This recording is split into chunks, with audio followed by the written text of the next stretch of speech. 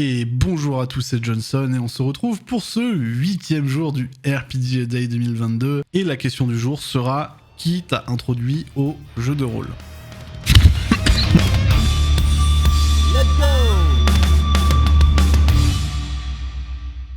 Alors, on avait déjà fait une vidéo sur le sujet, quand as-tu découvert le jeu de rôle? Certaines questions ont un peu tendance à se répéter, mais on est assez intelligent, on va réussir à développer un peu autour. Donc, comme je le disais dans la vidéo du jour 3, j'ai été introduit au jeu de rôle par un ami en colonie de vacances, quand j'avais, je devais avoir 14-15 ans, et cet ami s'appelait Sébastien. J'ai déjà raconté ce qu'on a fait et comment il m'a introduit au jeu de rôle, donc je vous laisse regarder la vidéo si jamais vous l'avez pas encore vue. Non, moi ce que je vais peut-être un peu plus développer, qui m'a véritablement fait mes premières vraies grandes parties de jeu de rôle. Rapidement, mes premières vraies parties de jeu de rôle, je les ai pas fait en vrai. Comme je le disais dans la vidéo du jour 3, j'avais pas beaucoup d'amis en vrai qui faisaient du jeu de rôle, en fait j'en connaissais pas.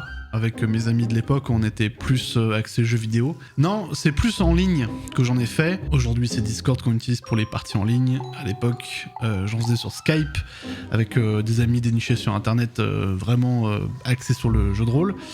Alors, on en a fait dans différents univers. On a fait du Donjons et Dragons, on a fait des univers populaires tirés de jeux. Et c'est là où, véritablement, j'ai appris ce qu'était un jeu de rôle. C'était complètement différent de ma toute petite partie d'initiation que j'avais faite en colo. Là, vraiment, j'ai appris ce que c'était de créer un personnage, jouer ce personnage, faire des actions cohérentes pour ce personnage, évoluer au milieu d'autres personnages, c'est important aussi, interagir avec ces personnages, etc., etc.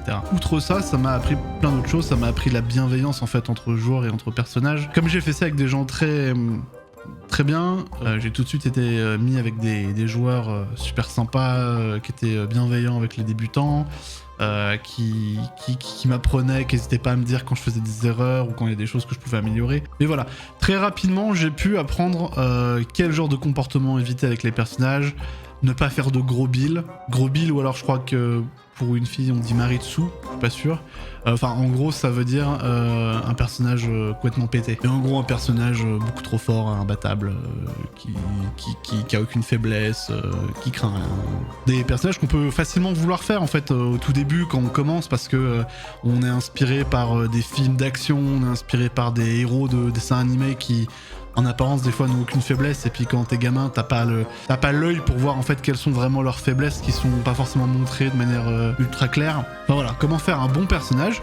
Et aussi ça m'a apporté quelque chose de très important, puisqu'en fait je crois vraiment que c'est le JDR qui m'a appris à structurer ma créativité. Depuis que je suis gamin, j'ai toujours été dans la démarche de créer des choses. Avant le jeu de rôle, je m'amusais à écrire des trucs. Alors évidemment pas des chefs-d'œuvre, des choses que peuvent écrire un gamin de 13 ou 14 ans. Mais ça m'a appris à le structurer, à le rythmer, à pas foutre de l'action dans tous les sens, à savoir mettre des moments de calme pour sublimer des moments d'action après. Ça m'a appris plein de choses sur l'écriture en fait et la création de scénarios. Malheureusement cette créativité n'est pas forcément restée aujourd'hui. Mais bon, ça c'est le sujet peut-être d'une autre vidéo. En tout cas à l'époque, ça y est, à fond.